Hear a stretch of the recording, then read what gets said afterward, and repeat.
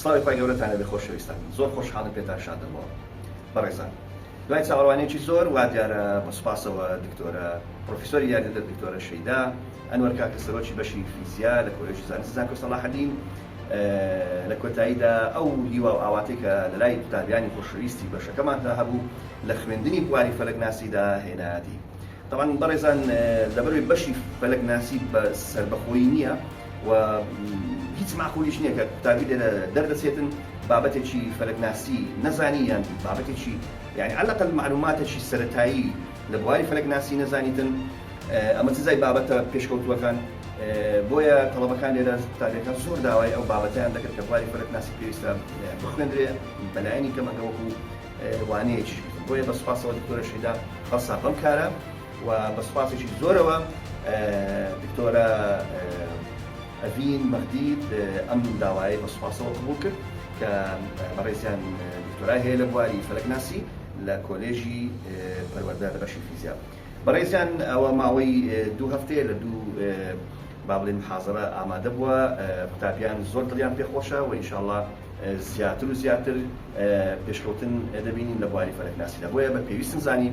هەموو بەشی فیزیا و هەموو وەکو پەیجی ئەکادیمیای فیزیای پزیشکی و گشتی و هەروەها ڕواگەی فەلەکناسی خۆت بە سوپاسەوە چاپێککەوتنێک لەگەڵ بەڕێزیان ئەنجام بدەین زۆر بەگەرمی بەخێرهاتنی دکتۆرە دەکەین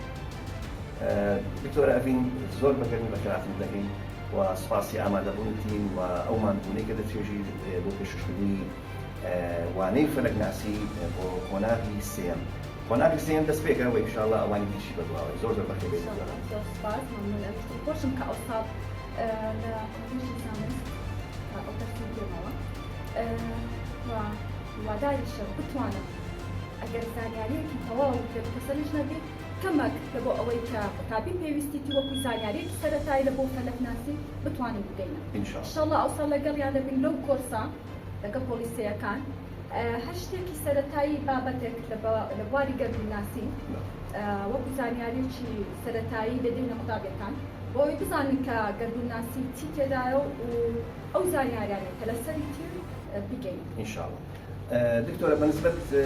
قوتابیان چۆن پێشوازی لە ئەم وانەیەیان کردووە و با بڵێین تەفاعولیان چۆنە لەگەڵ بوارەکەی کە جەناب پێشکەشان بە دڵخۆشەوە قوتابیەکان زۆر چالاکن و زۆریشان ئەس لەو بابەتەیە دڵخۆشم بەوەی کە قوتابیان بۆ زۆرن و دنیای ئەو بەشیان هەیە هیوادارم سەرکەوتوو بن وەکو قوتابی بەشی فیزیاش زانیاریی باشیان هەیە لەسەر گەردووناسی زۆر باشە ئوستازە بەنسبەت مەرحەلە سێکان تەواو مەرحەلەکانی دیش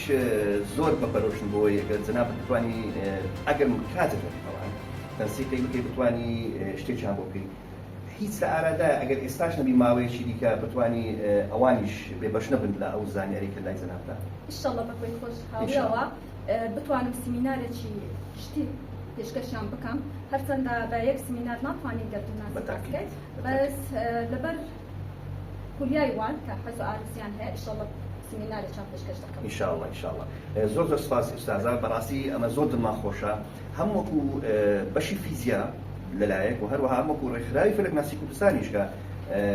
جەنابتان وەکو پسپۆڕێک لە بواری فەلەکناسی کە زۆر دەگمەنە لە هەرێمی کوردستان زۆر بەگەرمیەوە پێشوازی لێ دەکەین و خۆشحاڵین بە ئامادەبوون و ئینشاءڵڵا ئەمە دەستپێکە بۆ بواری باشتر و گەورەتر لە بواری فەلەکناسیدا زۆر سپاس ئەمیش خۆشحاڵم و هیواداریشم ئەوانە ساڵانە بەردەوام بکەن ئینشاءڵڵا زۆر سپاس دکتۆرە زۆر بەخێر بێت